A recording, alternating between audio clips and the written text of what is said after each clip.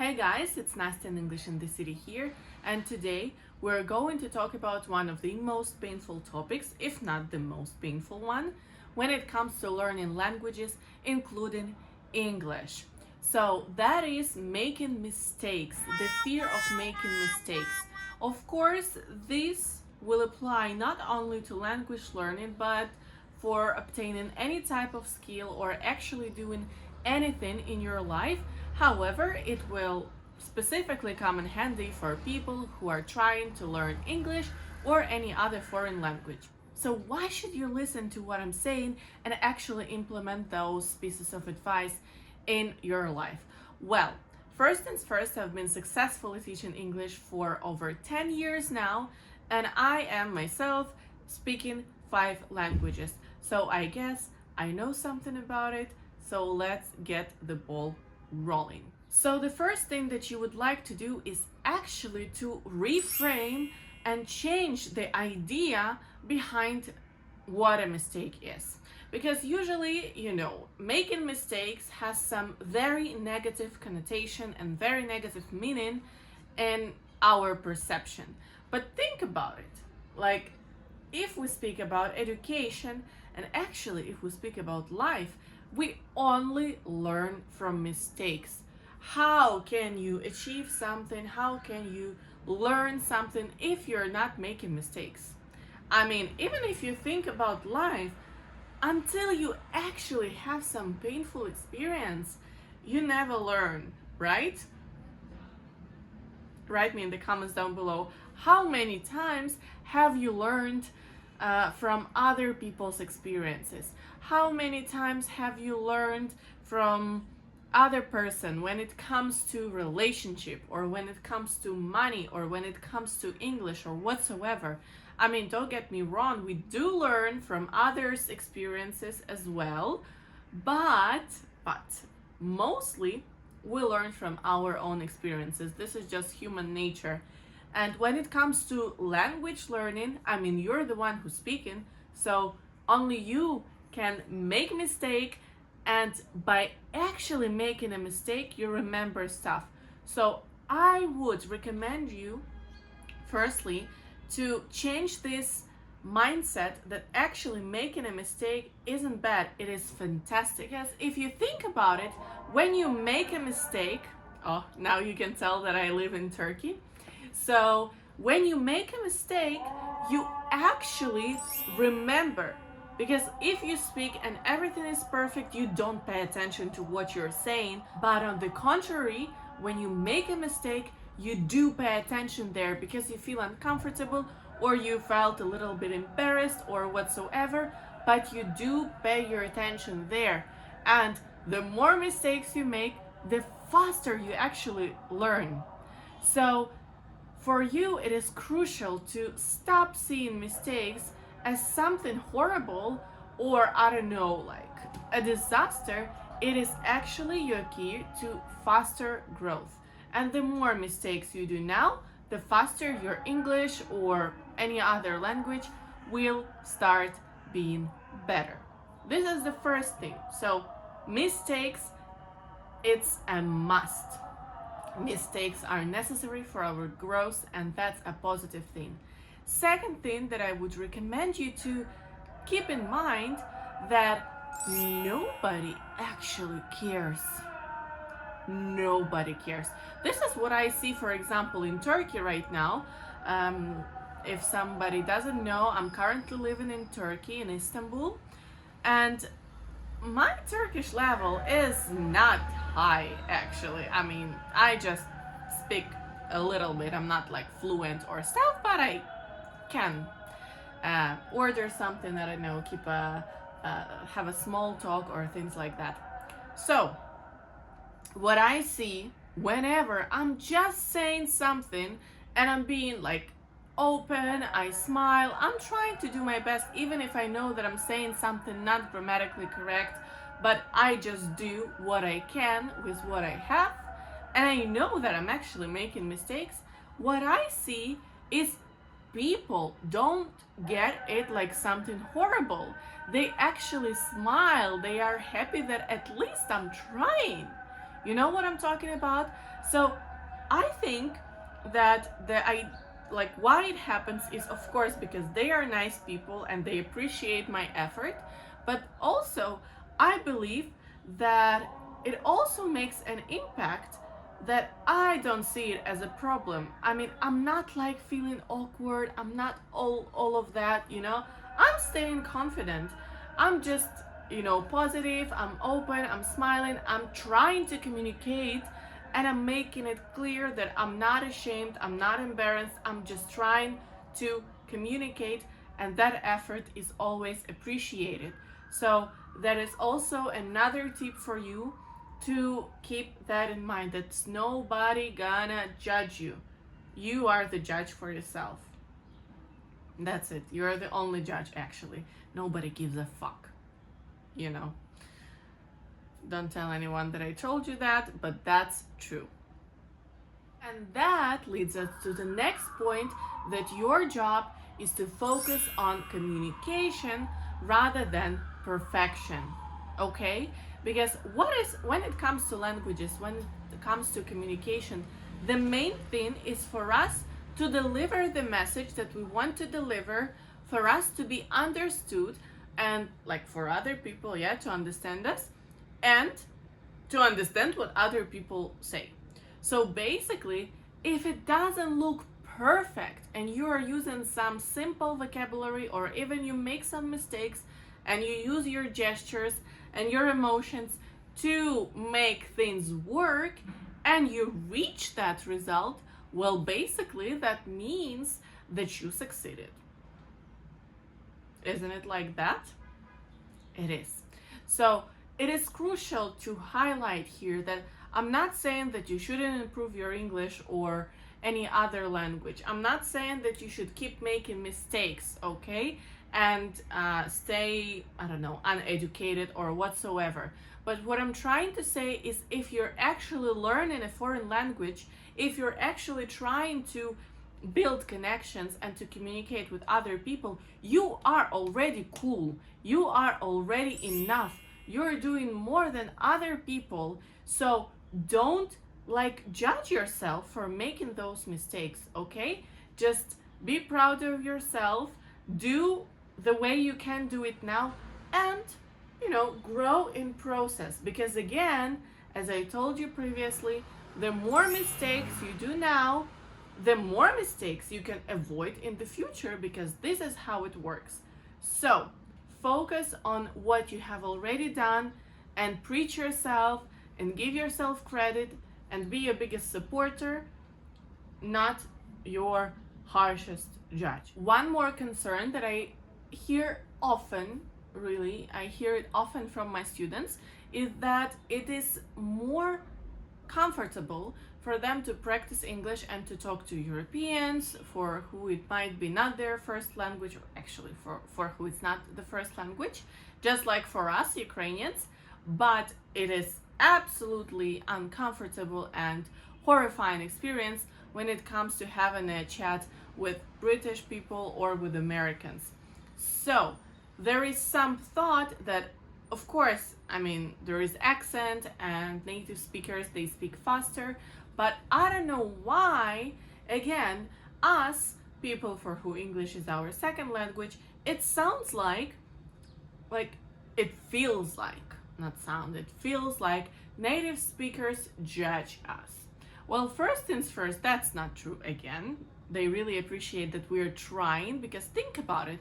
If you were walking down the street, let's say Krещатик in Kiev, and some guy came, or some girl came to you and was trying to talk to you in Ukrainian very badly, making a lot of mistakes, how would you feel?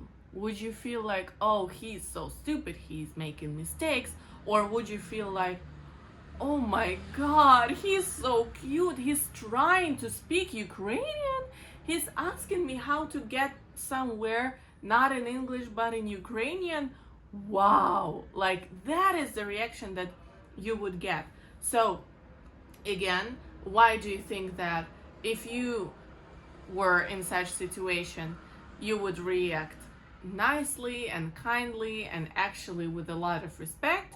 But other people towards you, they would react differently. Yeah, that's a good question, actually. So for sure, they also would most likely react just like you. But what I can tell you here, when it comes to native speakers, they also make mistakes. They also have some grammar slips. They also forget irregular verbs, some of the forms. It happens to them. Even taking into consideration that they're native speakers.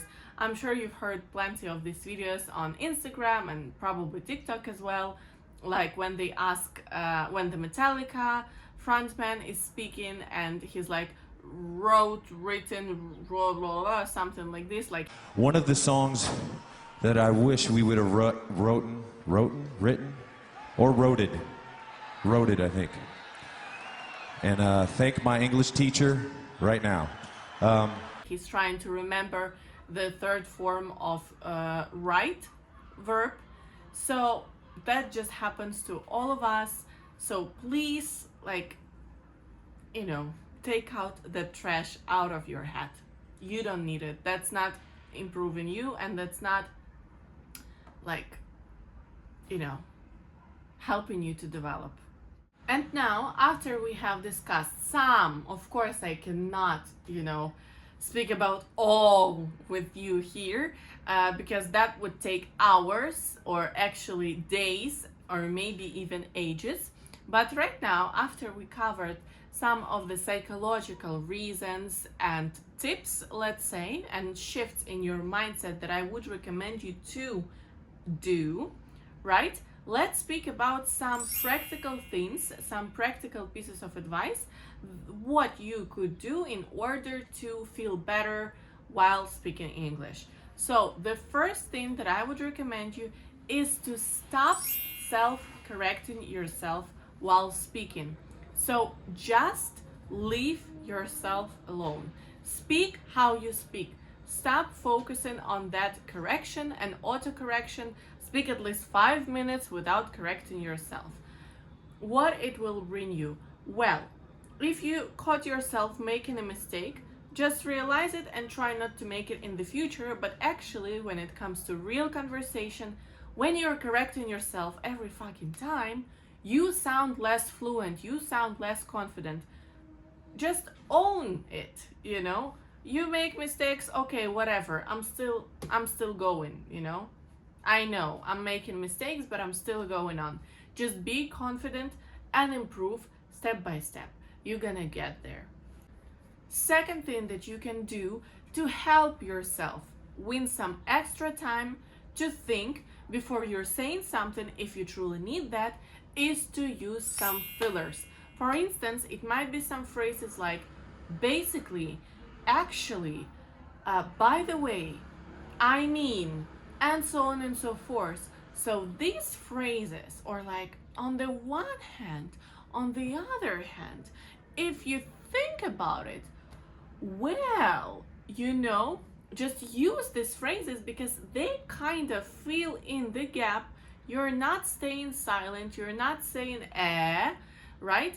And this, makes you sound more fluent, like more vocabulary, but at the same time, it helps you win this little amount of time before you actually make your sentence, and you get the idea that you would like to deliver. That's the first thing. But secondly, what I'd like to say that even if you don't know what to say and you need some time to think, just shut up. It's okay to take a pause. It's okay to stay silent for a second. Nobody's gonna think that you are stupid. Actually, people are more likely to think that you're stupid if you're saying all the time. But if you keep in silence, nobody gonna think that you're stupid. On the contrary, people are gonna think that you are confident because you can allow yourself to stay in silence. You're not panicking, and that's given that fluent, confident vibe. So please don't underestimate the power of silence.